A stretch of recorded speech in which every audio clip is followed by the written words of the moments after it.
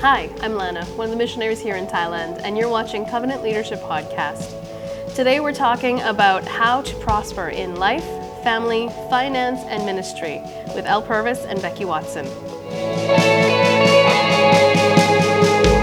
Okay, so he may not look angry, but he's actually really angry right now. And this is an issue that out of all of the things, out of all of the years of ministry, all of the major challenges and everything that we've ever faced, this is the thing that brings you the most stress in the whole wide world. What is it? It's true. And that is when people around us, people in the ministry, put it back on us as a ministry or on me as a leader. Where am I going to get the money for this? And we have people in the ministry that are very successful because they made up their mind just on their own without me saying anything that I am never going to tell my leader that we couldn't do this because you didn't give us the money. Mm-hmm. And honestly, Beck, the reason I think is that stresses me so much, and I think about the story of David, you know, when David went out, he began his ministry by killing Goliath, the giant, right? And then he took out the Philistine army. And so he was a giant killer. Then when we get to the end of his life, and it's here in 2 Samuel chapter 21, it says they were at war again, and this giant named Ishbi-Benob, who was one of the sons of the giants, he has the big spear, all the stuff that you heard about in the Goliath story, right?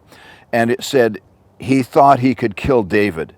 And then Abishai and Zeruiah came to his aid and struck the giant and killed him. And the men swore to David, saying, you shall go out no more with us to battle, lest you quench the lamp of Israel. And so there comes a time where, you know, in our younger years, we felt that that was part of our job, was to bring in resources, and it still is. And, you know, I wish I was a lot better at it. But we cannot allow ourselves to be put under that constraint or that dangerous place of feeling. And the reason it's dangerous is because of the amount of stress it puts on. Yes. You know, you just get, I don't know, just something on the inside of me just goes, dear Jesus, what are we going to do? You know, last episode we talked about, I hate poverty. And you know that we have done pretty well everything we can. Every conference we go to in every nation for the last 40 years, I have taught at least one session on how to be blessed and how to prosper and how to gather resources. Some guys get it. Some guys believe they can't. They believe they can't because of their situation, and it actually has nothing to do with their situation. That's right. And one of the issues with that whole thing is that if the answer is on you to come up with the money or on somebody else to come up with the money, then you are totally limited. Completely, you're done. You're stuck. There's no way that you can move ahead. There's no way that you can move forward.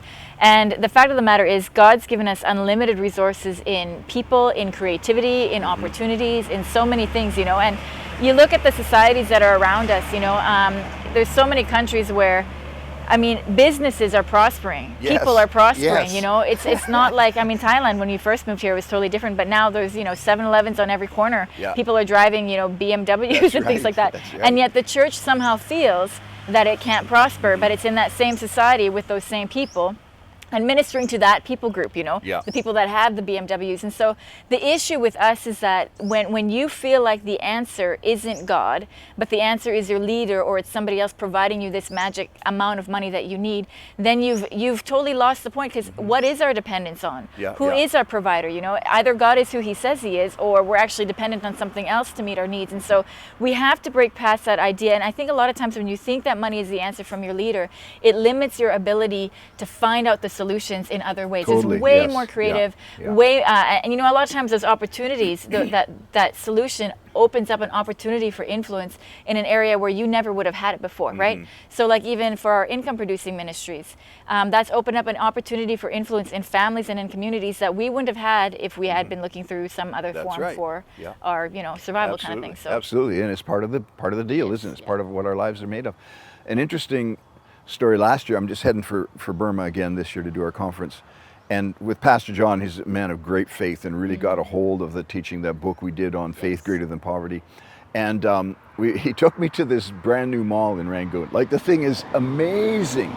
And what was really amazing was all of the Burmese people outside of the mall taking selfies in front of the mall, but not going into the mall because they felt that it was too upscale, too expensive, too different Wow. class for them, so they couldn't go in. Like it is totally a mindset. Nobody said you can't come in here, and so you go in the mall and it's half empty, Right. and all the people, it's totally that. That's just they're locked into that mindset that no, this is too good for me. Yeah. This will never happen to me. Yeah, so sad. So then the question is, what is the solution? And we'll be attacking that in another episode. Yeah, we sure will. We got 3 more to go on this, and you're gonna love them. If you want to know more about what we do, you can check out our social media links down below.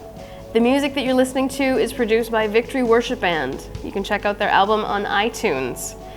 We want to give you an opportunity to partner with us, so check that Give Now button. Thanks for watching.